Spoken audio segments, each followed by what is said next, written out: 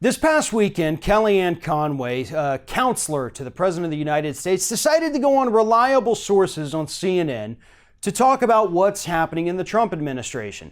And the host of Reliable Sources, Brian Stetler, actually asked Kellyanne Conway a good question. He asked about all the stories from the past week, showing that Sean Hannity and Donald Trump, were literally bed buddies on the telephone, talking every night before the president goes to bed. That Sean Hannity had become basically a shadow advisor to the president. And so Kellyanne Conway used her time on CNN to actually defend a Fox News host and, as she often does, cleverly shifted the subject into something a little more familiar for her. Take a look. There were these stories recently about Sean Hannity as a shadow chief of staff or shadow comms director. I was wondering if you and Hannity ever coordinate. Can you tell us about that? I don't coordinate with Sean Hannity. We're both pretty busy people. I go on a show once a week or every couple of weeks. I saw Sarah Sanders was on the other night. I've known Sean for a very long time, but there's nothing to coordinate. Why would we need to coordinate? What is there to coordinate? I have a relationship with the president. I speak with him regularly.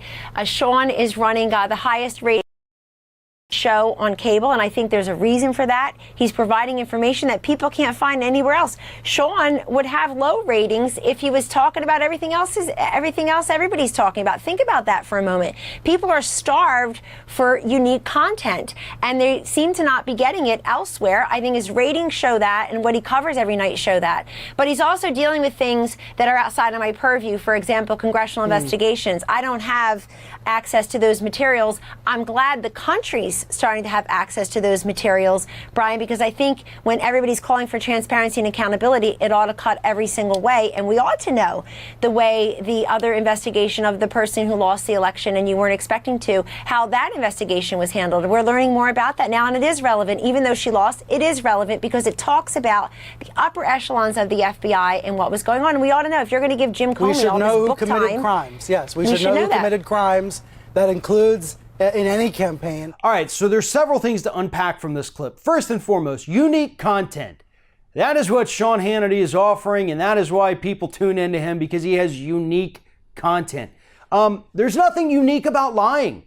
Hell, there's nothing unique about lying to a national audience on Fox News. That's what 99% of the people on that network do on a daily basis. That's not unique. That's their agenda. That's their platform. That's the mantra of that entire network. And to be honest, Kellyanne, the reason Sean Hannity has such good ratings right now, which I think the last quarter data set that came out, Rachel Maddow was actually doing a little better than he was, but nonetheless, a lot of people tune in to see what kind of train wreck this man is going to have on the air that night, to see how he's going to twist logic and reality in order to defend Donald Trump. But let's go to the second part real quick. Let's talk about the fact that you immediately went from defending Sean Hannity to talking about Hillary Clinton. Is that the only trick you know? Is that the only thing you're capable of talking about? Like, you just sit in the White House all day long thinking how you can change any topic into Hillary Clinton and the Democrats? Because that really seems like that's the only thing you do in the media. If all you can do is bash a woman who lost an election, then maybe you're in the wrong industry. Maybe you shouldn't be working for the Trump White House. Maybe you should stop going on TV, and maybe the network should stop calling her, because that's what this is all about. CNN, you're doing some great work every now and then, but for the love of God, could you stop calling Kellyanne Conway? Will you stop inviting her on the shows? She's not going to give you anything of substance, but what she will give you are stupid sound bites that you can then post online and make a ton of money off of. And that's why they keep inviting her on.